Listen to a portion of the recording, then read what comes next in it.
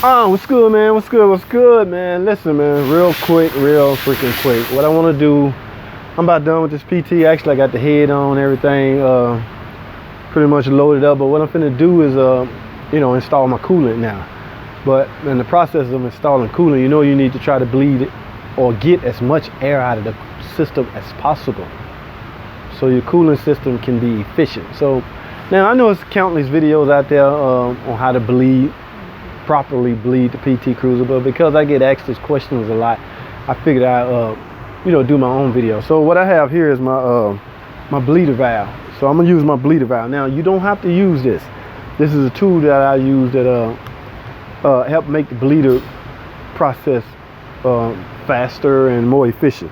So but what I'm gonna do now is I'm gonna take the camera down and show you exactly what a bleeder screw is. For those that don't know, again, this might be a repetitive video for some of you, but a lot of people don't know this, so I figured I'd take the time out and show you how to properly bleed all the air out of your cooling system. All right, so what I'm gonna do now is take the camera down. We're gonna talk a little bit about it. All right, let's do it.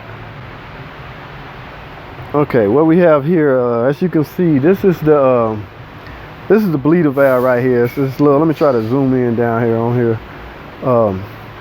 Take a 3/8 either socket or 3/8 wrench. Probably be best to get a long socket and unscrew that. Don't take it all the way out, just unscrew it so coolant can come through it, and that shows that you got most of the air out when coolant starts flowing through. Now the bleeder valve that I'm talking about, I'll link in the description on how you can get you one of these if you want one. But it, like I said, it just helps make the process quicker and more efficient. All right, so you just simply, man, fill this up with coolant. The coolant you're gonna use.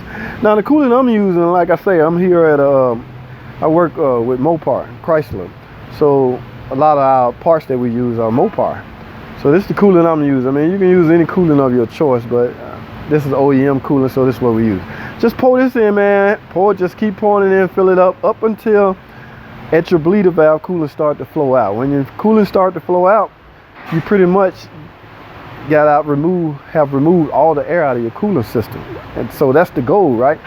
So the goal is to get all the air out, most of the air out. So like I say, man, just loosen the screw, fill it up until, as you can see, you see how it's making a whirlwind. All the coolant is flowing down more easily.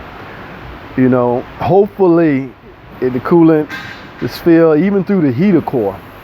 So that's a lot of back channels to get all the way to the heater core. But for the most part, you're not gonna get all the air out because there's no way possible. Like I said, you got a heater core that this has to travel through also. So get most of it out. And you essentially top off your reservoir, tighten everything up. Now this bracket I left off to demonstrate this video, so I'm gonna put it back on. I'm buttoning everything up, man. You good to go, man. Again, that'll help with getting rid of the air pocket and should eliminate that as a cause of your overheating, if you overheat. All right, I want to make this video short, man. Thanks for watching. Comment, subscribe, and I'll see you on the next video.